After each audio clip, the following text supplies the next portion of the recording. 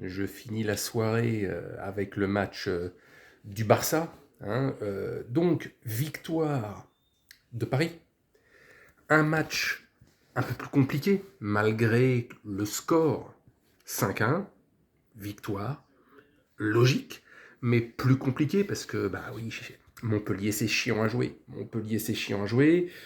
Y a Mbappé qui n'a pas évidemment fait son meilleur match. Neymar qui est dans sa lancée de ce début de saison.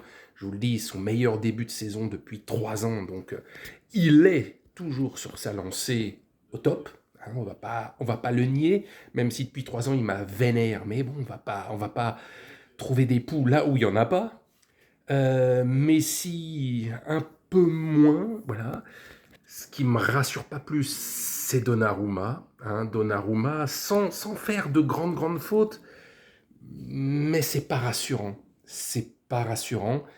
Et Navas qui va probablement se barrer, comme ils l'ont poussé à se barrer quand ils ont fait venir Thibaut Courtois au Real Madrid, alors que le mec qui venait de gagner 3 Ligues des Champions, ce mec est sous-estimé, sous-respecté, Navas, alors qu'il y aurait plus de certitude qu'avec le Donnarumma de notre époque actuelle. Peut-être que dans 3-4 ans, Donnarumma sera un top mondial absolu, mais à ce jour précis, depuis Madrid et l'élimination, moi, Donnarumma ne me rassure pas. Alors, tout ne repose pas sur Donnarumma. Il y a victoire, hein, 5-2, ok, une victoire, bonne victoire, je vous dis, même si ça a été plus compliqué parce qu'il y avait le bus derrière, c'était bloc haut, etc. Donc voilà, c'est chiant à jouer, Montpellier. Mais le ressenti fait que t'as pas de certitude avec Donnarumma.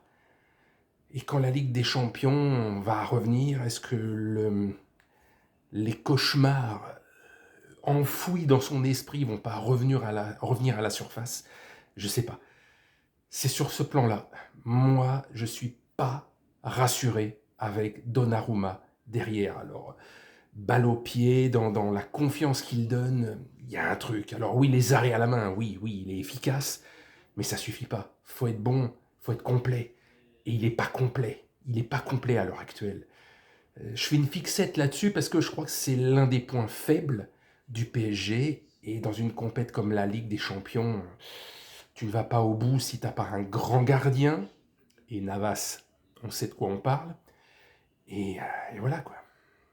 Bref. Enfin, victoire logique, mais un peu plus compliquée que le score ne le montre. Et voilà. Et je vous dis, derrière, alors certains vont dire, mais pourquoi tu fais une fixette là-dessus?